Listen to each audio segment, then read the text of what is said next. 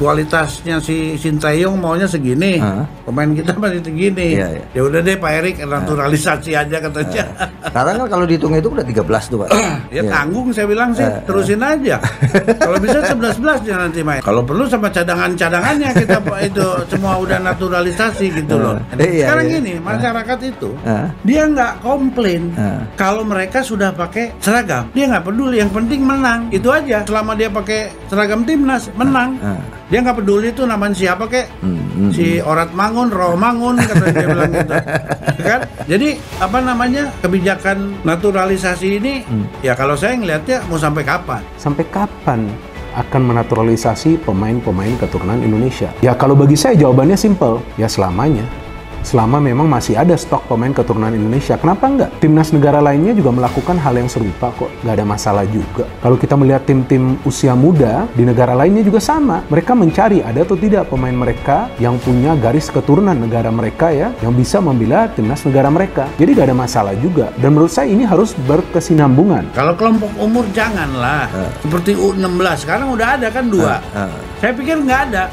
Ternyata begitu kemarin lihat lawan Laos ya kemarin apa Kamboja? Laos lawan Laos. Ya, ada juga nih gitu. Kalau U16, U19 atau U20, janganlah pakai naturalisasi, habislah pemain kita ini, kasihan yang berkompetisi di sini. Yang senior aja udah cukup satu itu aja yang jadi korban naturalisasi. Jangan juga yang ke bawah kasihan lah anak-anak kita ini, ya kan? Kita kan bola ini nomor 1. Jadi apa olahraga nomor 1, source-nya juga banyak. Dan banyak juga yang bingung kok untuk timnas U19 dan sebelumnya juga untuk timnas U16 kok memakai pemain-pemain keturunan Indonesia, kenapa tidak pemain-pemain lokal? Ya stoknya dari mana bos yang berkualitas, ya kan? Coba kasih dong referensi, ya kan? Karena targetnya ini kan cukup tinggi ya, apalagi bagi timnas Indonesia U19. Jadi gimana caranya kita bisa mendapatkan pemain-pemain muda yang berkualitas, yang bisa bersaing bukan saja di level Asia tapi juga di level dunia pada saat kompetisi usia muda kita ini belum dengan sistem full competition. Dan justru lebih banyak sekarang pemain-pemain keturunan Indonesia yang ingin membela timnas Indonesia, bukan untuk mencari popularitas, sama sekali bukan untuk mencari popularitas, tapi mereka memang punya niat yang baik untuk bisa membela timnas negara leluhurnya.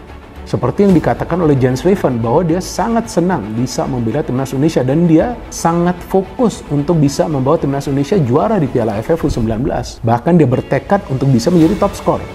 Kan bagus pemikiran seperti itu kan. Artinya sang pemain memang punya keinginan untuk membawa timnas Indonesia kita berprestasi. Walaupun ini masih di level U19, gak masalah. Ya prestasi kan senior yang dilihatnya. Kalau ranking FIFA yang bawahnya kan nggak dilihat. U23 aja kemarin nggak pengaruh poin kok. Yang apa namanya Piala Asia kemarin. Jika nanti kita ada timnas U14, kok bisa dicari juga pemain-pemain keturunan. Nggak ada masalah, kita harus welcome mereka dong. Asalkan mereka punya garis keturunan Indonesia, dan yang kedua, mereka punya kualitas sesuai dengan kebutuhan dari timnas kita. Apalagi nanti di level senior kan, kabarnya akan ditambah 2 pemain lagi, dan ini sangat bagus. Membandingkan apple to apple lah, pemainnya lah gitu kan. Ya diasporanya juga diaspora kelas berapa. Nah kan, kalau saya ngelihat sih diaspora kita juga kan, kita lihatlah kemarin, hampir 70% mungkin ya, pemainnya diaspora. Melawan Filipina aja, ngos-ngosan. Zaman saya dulu, kalau ketemu Filipina tuh lokal sama lokal ya, maksudnya dia nggak ada naturalisasi, kita juga nggak ada naturalisasi. Dibantai 7-0, 6-0, ya bisa juga 13-1 waktu itu. Ya kan, saya lupa tuh skornya. Cuman ya naturalisasi ini, ya kalau saya ngelihatnya mau sampai kapan? Ya pertanyaan tentang kapan atau sampai kapan naturalisasi, ya agak perlu ditanyakan juga. Atau kenapa ada juga pemain-pemain keturunan Indonesia yang dinaturalisasi di level U19, buat apa juga ditanyakan. Lebih cepat lebih baik pada saat usia mereka masih muda, jadi sudah kita amankan dulu. Kalau kita menunggu, nanti mana tahu memang mereka juga membela timnas Belanda, kan sayang juga, ya kan? Dan saya pikir mereka juga punya niat untuk bisa membela timnas Indonesia, mereka ingin memberikan yang terbaik. Bahwasannya nanti mereka menjadi populer, ya itu plus point.